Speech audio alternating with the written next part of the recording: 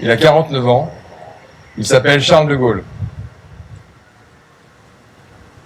Naufragé de la défaite, sans troupes, sans moyens, sans guère encore de crédit,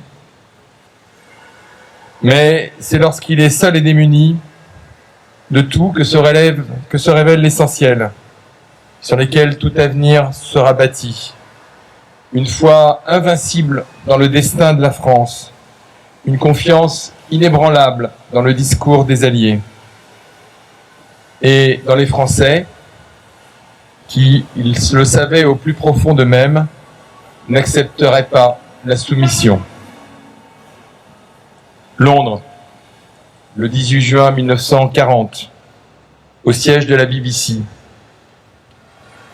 Au milieu de la débâcle, au cœur du plus atroce effondrement de notre histoire, une voix s'élève. Une autorité forgée dans l'Apocalypse. Un Français parle au Français. Un discours ciselé de 400 mots à peine. Quelques brèves minutes qui permettent de poser les bases d'un relèvement et d'exorciser la compromission.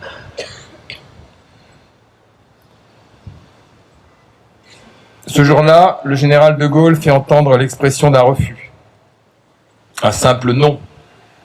3 lettres d'une telle vitalité que la défaite n'a pas réussi à les entamer. Non, la France n'est pas seule. Non, la guerre n'est pas terminée. Non, il n'y a aucune raison, ni de cœur, ni d'esprit, d'accepter l'armistice infamant. Ce soir-là, avec cette allocution que si peu ont entendue, mais que tant répéteront, le général de Gaulle a fait jaillir l'étincelle. Une étincelle qui a allumé un feu que certains pensaient de paille et qui n'a cessé de grandir. Feu sacré, devenant brasier, lorsque tour à tour, des anonymes ont rejoint la résistance pour souffler sur les braises. Il a réveillé les volontés qui, avant le 18 juin, frémissaient d'indignation et qui se sont soulevées après lui.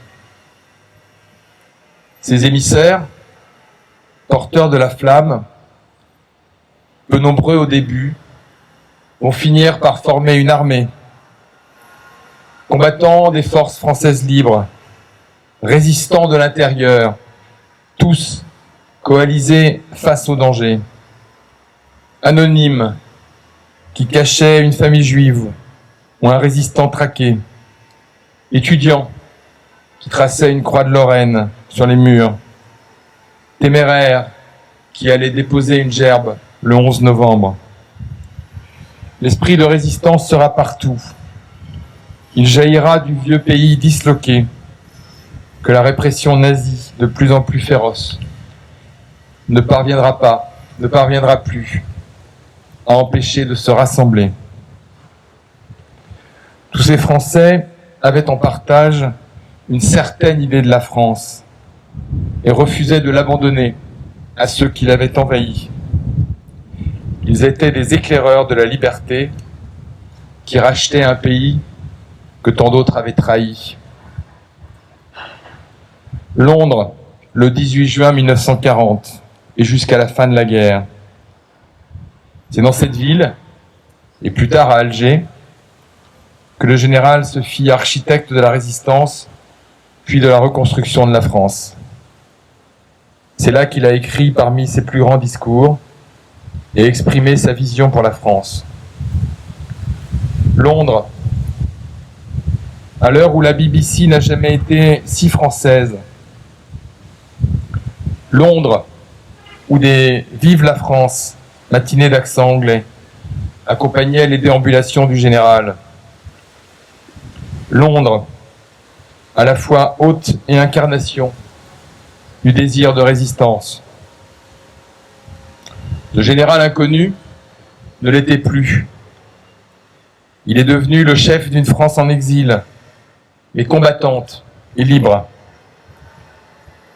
Reconnu par ses alliés anglophones, fédérant derrière lui les troupes de l'Empire, celles qui s'illustreront plus tard à Bir Hakeim, dans les sables de Koufra, à Oyonnax et dans les maquis, autour du capitaine de corvette Kieffer et dans les montagnes de Monte Cassino, à bord du Surcouf ou dans l'escadrille Normandie-Niemen. Il y a 84 ans, en jetant sur le papier son discours avec ardeur, dans l'anonymat d'un après-midi d'été londonien, le général de Gaulle a écrit « Notre destin et notre histoire ».